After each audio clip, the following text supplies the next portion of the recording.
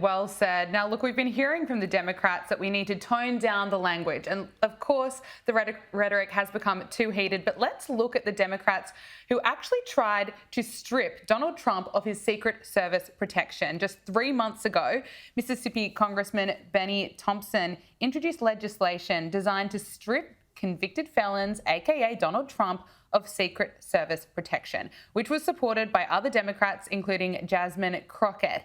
It's no wonder that people were not all that surprised that someone tried to take a shot at Donald Trump when there have been people openly calling for his protection to go. What do you make of this?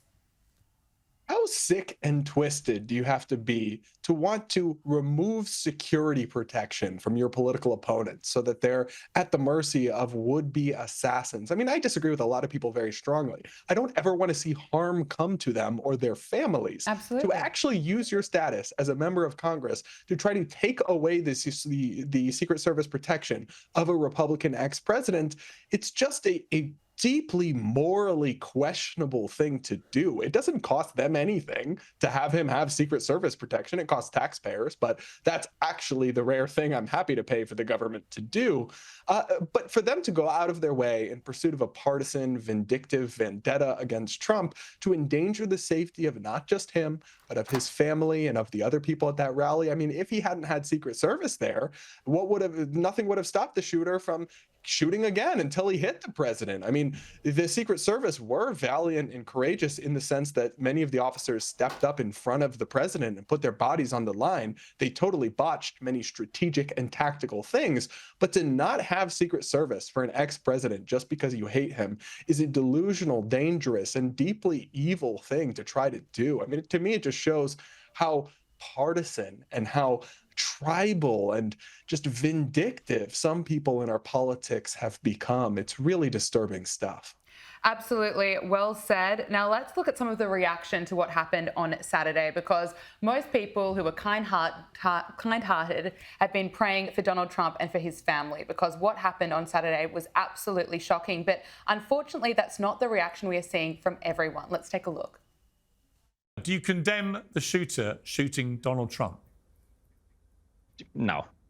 Wow. Not here, not on this program, not in front of these people. Absolutely You do not condemn a deranged shooter shooting Donald Trump. You are truly just a child. This is not actually, this is not a competition you know here. what, We're Charlie? just trying to be decent human beings. You know what, Charlie? It's not actually the behaviour of a child. It's the behaviour of somebody who's completely lost his moral compass.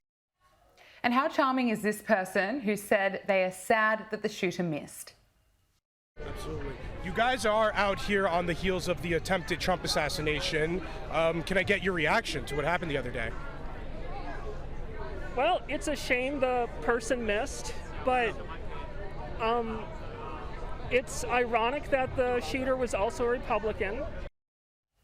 Brad, I see that and I feel really shocked, and I feel conflicted about even playing it on this show because I don't want to give them airtime, but at the same time we have to call this out because there is a real dangerous tone that exists where people don't see Donald Trump as a human being anymore. I've had hate mail for standing up for the fact that he wasn't killed on Saturday. It is just unbelievable.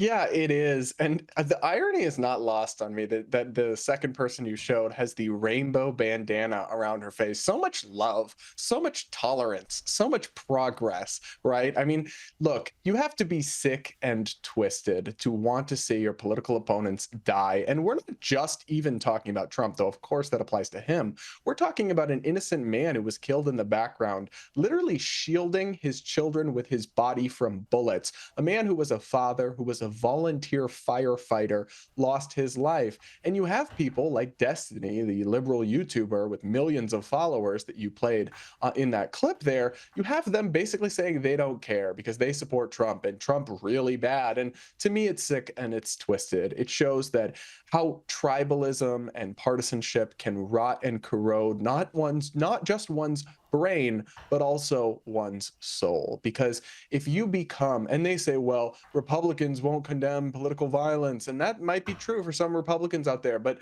it's literally kindergarten level morality. Two wrongs don't make a right.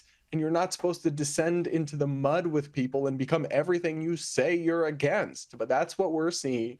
That is what we're seeing some people do after this tragedy. I mean, are we really at the point where people can't just condemn an attempted assassination? Yeah. Your moral compass is just broken beyond repair if you find yourself in that situation. Although I am grateful that I would say most mainstream Democrats have, of course, and this is an extremely low bar. Like, I can't believe we're even here, but most mainstream Democrats, in terms of elected officials, have condemned the shooting and wished Trump well. And obviously that's an incredibly low bar, but at least they didn't trip over it.